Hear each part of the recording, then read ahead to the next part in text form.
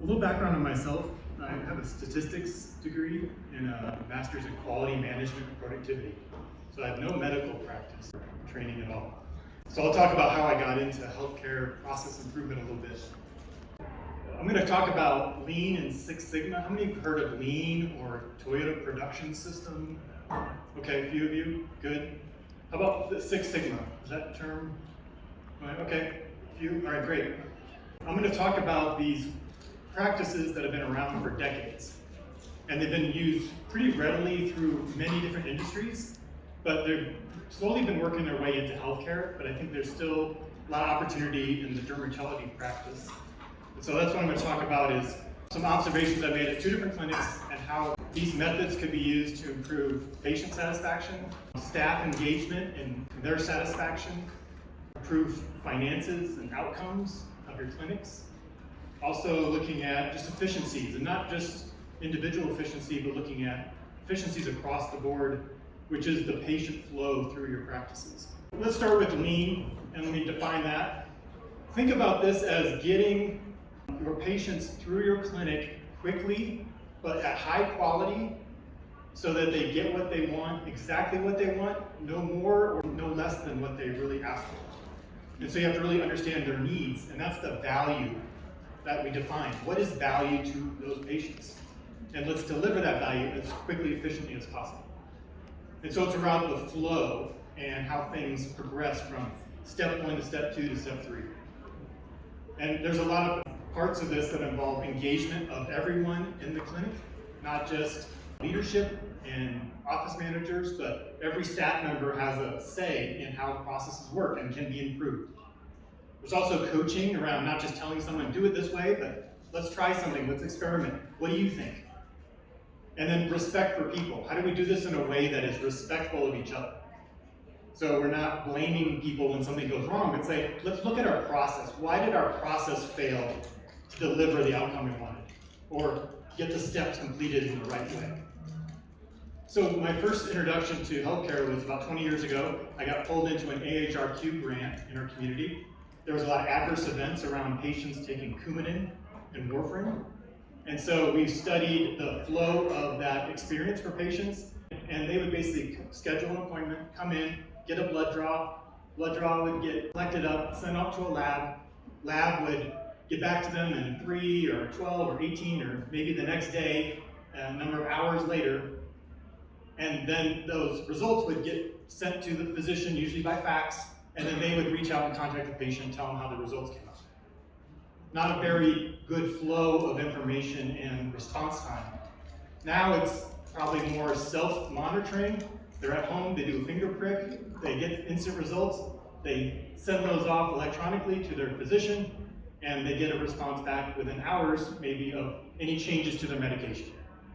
So that's the difference in flow of getting information to the patients, exactly what they need so they can make adjustments if possible. Six Sigma is a little bit more about trials and studies and research, all the statistics and p-values and box plots and analysis, bringing that same rigor that we have for those scientific studies that we do, bringing that to the business processes. Instead of a treatment on a patient, we're looking at the way we set up the process. How does that look better? Does it go faster? Is it higher quality? So the outcomes are different, but we're studying it using the same statistical methods and tools.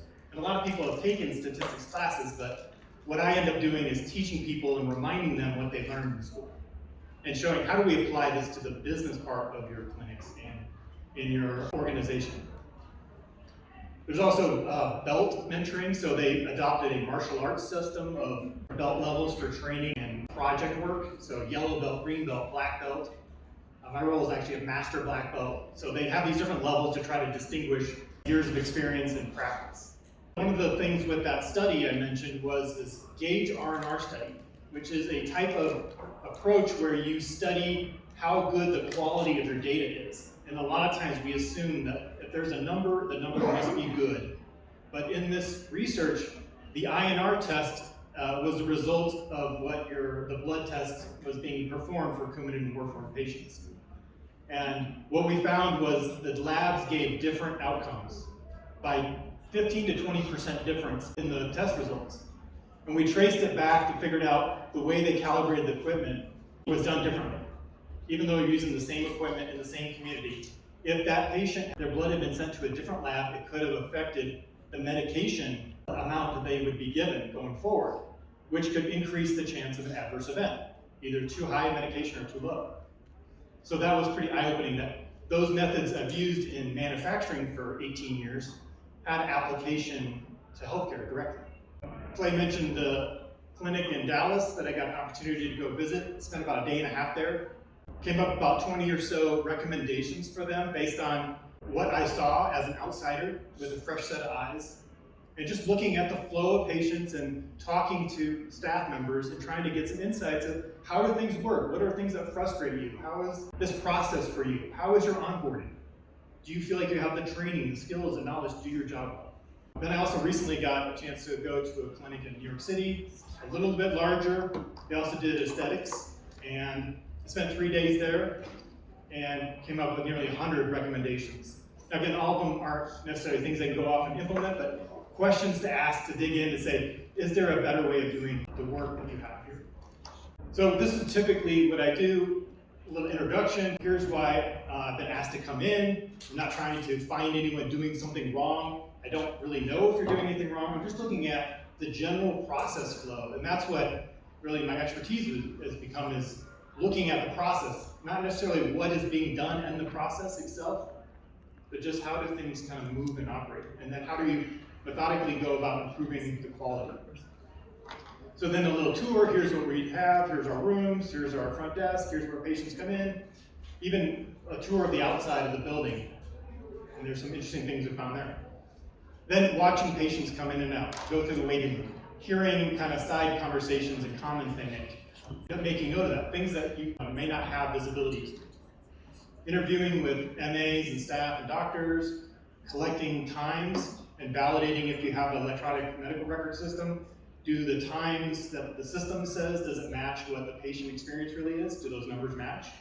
And then doing some analysis on that, doing some statistics, just giving that data back to them that maybe they don't look at regularly or often. And then summarizing and giving some recommendations for next steps that they so pursue. So in the Dallas clinic, a couple of key things that stood out. A lot of multiple steps involved with doing certain operations or procedures, whether it's updating patient records or scheduling patients or entering information into new patient screen. A lot of clicks, a lot of movement of the mouse on the screens, a lot of printing out documents, going to get stuff, maybe didn't work the first time, had to go back and do it again. So a lot of extra steps that probably add up over time to making their work harder, right? If we can eliminate these small little things in their work, it really frees up time. Lack of documentation, a lot of things done by memory. It wasn't clear, what's the proper best practice for doing this setup of this procedure? How are the trays, how should they be organized consistently so it has the same look and feel every time? It's not dependent on who the MA was that day. Things like that, we always look for standardization of processes. Having patients in a faraway room, it's just a couple extra steps, but every day, that time adds up to time that you're not able to be with that patient. Also, being able to have a good, clear system to replenish supplies, especially these infrequent procedures that aren't done all the time. There are established things through lean methods that do a good job of triggering reordering of supplies, not based on guessing or predicting, but based on actual usage. The things I bolded here are things I saw in both clinics. One was not really dedicating time to look at how do we improve the clinic. It seemed to be very haphazard or ad hoc when it was done. And to have a really good improvement program, you need to have structure in your system. It shouldn't be when we have free time. It should be something we do every week or every day, including maybe a daily huddle that says we're going to get everyone together and get on the same page each day, and also talk about what happened yesterday and what do we need to change or improve so it doesn't happen again today. And then the other thing was follow-up. We saw that there were patients that kind of fell through the cracks, and there wasn't a good process to follow up with them to say, you said you were going to reschedule, we don't see you in the books after a couple months. Reminder, if you want to book the time, let's get you on the calendar. So there seemed to be a gap, or patients would drop out if they didn't schedule right there at the time. Clay's got two different documents on his websites. I got a reference to it at the back that goes into more detail on that particular clinic. This is one of the tools we use, a process map. This specific one is called a swim lane diagram. And there's different lanes, and each lane represents a role or a job or a position. And the steps involved in each lane tells you who's responsible for that step. And sometimes just mapping out the processes can be really eye-opening. We might think we know what the process steps are, but when we put it on paper and get everybody's input, we find out it's a lot more complicated or confusing or maybe inefficient than it really should be. Also, from the Six Sigma standpoint, we look at data and statistics and say, all right, I hear what you're saying, but let's pull the numbers and let's see for sure what's going on. And maybe that doesn't quite match what you think it is or what it feels like. So we always have to take a data-driven approach to say, it can't just be, I think the patient wait times are good. What are the actual numbers? And let's look at that on a regular basis. So what's your average? What's your standard deviation? What percentage of patients are here over an hour or over 90 minutes? We can run calculations, do distribution shapes with histograms. We can calculate this out and see the pattern and know, are these outliers that drive up our average, or is it just the typical fluctuations? And we can even break down the variation if we need to by procedure type and really study the data using statistical methods. So that's a lot of what Six Sigma does. From a lean standpoint at the New York clinic, credit card processing and uploading of patient photos took a lot of extra steps and it seemed very wasteful and inefficient. And it's taking up the MA's time, which they can't then clean the room and then get to the next room to help the doctor. Transportation waste of any kind of document that had to be faxed out, they had to print it, go over here, and then go fax it over there, and then take it over here to shred it. Again, taking away their time from doing real important work for the patient, not this kind of extra work that has to be done, but we want to eliminate all the waste and inefficiencies. A lot of clutter in some of the rooms, a lot of equipment. They want to have access to these tools, but it made it very hard for the patients to come in and navigate and for the doctors to kind of get around and get different angles on the patient. When the schedule started to get off track, we found that there wasn't a good process to start communicating with the other patients, like, hey, we're running 30 minutes late, you don't have to race to get here. Especially in New York City, parking's a premium and people are always running behind, so we say, hey, take your time, we're running a little bit late, and just managing the patient expectations, we thought there was a lot of opportunity there. Studying the data, getting feedback. They had patient surveys. I don't know if they really went through them and really tried to identify opportunities to improve. And then, again, without a system, it's just going to be ad hoc. And you really want to build in structure. And one of the recommendations is at least once a week, carve out an hour with your team and say, what are the things that came up this week that we want to start fixing and addressing? And we'll experiment and try out these ideas and see what happens. And try it for a couple days. If you don't like it, just try something else. So it's really about a collaborative, experimental approach to improving the process. Common standards didn't really see a consistency between MAs on doing the same thing, like cleaning the rooms or documenting the visit. You know, how much notes do you type up? This long or this much? Or varied by the MA. When to communicate with the doctor? When do you interrupt them in the room? Or when do you wait until they're at a break? That seemed to be inconsistent, and each doctor had their own preferences. So trying to get them more standardized so MAs know what the expectations are when they're working with different doctors. And then those two recommendations there, you know, daily huddles. They did have some daily huddles where they were meeting, but it wasn't all the doctors involved. Only some of them were involved, and it was just with their MAs. We thought that was a good practice. They should probably expand it.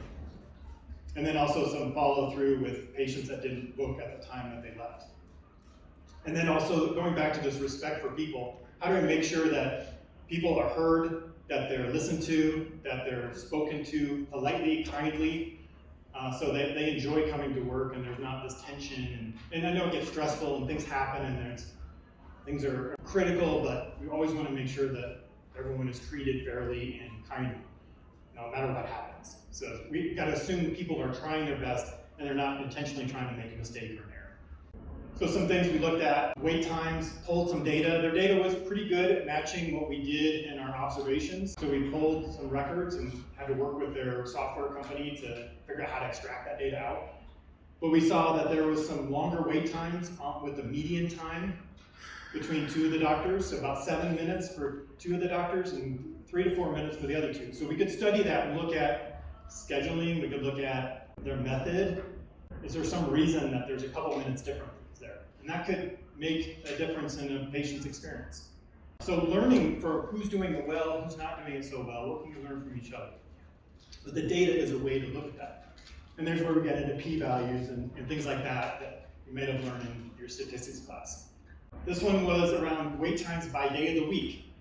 And it was fairly consistent. There's variation there, but how much variation is statistically significant? That's a question that you can answer with analysis. The times were about 4 to 6 minutes on the waiting time from when they arrived to when they were seen in the room. That 4 to 6 minutes was not a statistical difference. It was just noise. And if you continue the study, it might flip-flop over time. So that's why we want to make sure that there are real statistical differences before we start making changes and making adjustments to our process. Things ran better when you guys were here.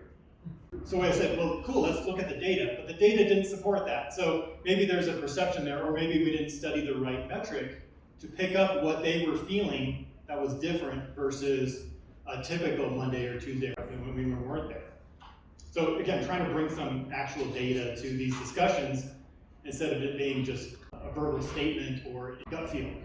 We've seen lean proliferate in healthcare quite a bit because it's easier to learn and there's not as much statistics that can scare people off. There's a lot of great work that's been done at Seattle Children's, Virginia Mason, Theta Care, Cleveland Clinic. I do a class for UC San Diego Health Systems. They've been doing a lot of great work with Lean Six Sigma. It is new to dermatology, and so looking to find more examples that we can share. Hopefully, maybe future symposiums we can bring some more examples. Get feedback from your customers and patients, and try to ask those difficult questions. Sometimes it's hard to hear that negative feedback or those complaints or problems that come up, but that's how you can improve, because other people aren't willing to speak up and say something, they'll just won't come back, right? So sometimes you have to have those difficult conversations and know that problems are opportunities to make the clinic run better. And look at that patient data on a regular basis. Don't just assume you know where it is, but have a process that says every week we're going to pull that data and look at it, and look at the fluctuations and the outliers, and see if that can give us an indication of what went wrong. And there's patterns about day of the week, seasonality, even differences between doctors or staffing on certain days that you might pick up. These methods have been around a long time, especially in lean, and healthcare has been at least 20 years of progress, but there's still a lot of work to do. Six Sigma is still pretty new in healthcare, but they are effective. They're the best practices out there. They're seeing it spread and proliferate. Even 40 years or more that it's been out there, it's still new in some areas. So again, the application of this, I think it's pretty open for a lot of great opportunity to increase efficiencies, reduce costs, lower wait times, improve that patient and staff satisfaction, and their own productivity as well. That's my contact information, and this is the link to those two studies that go into a little bit more detail about the Dallas clinic. If you want to do this in practice, he's the guy.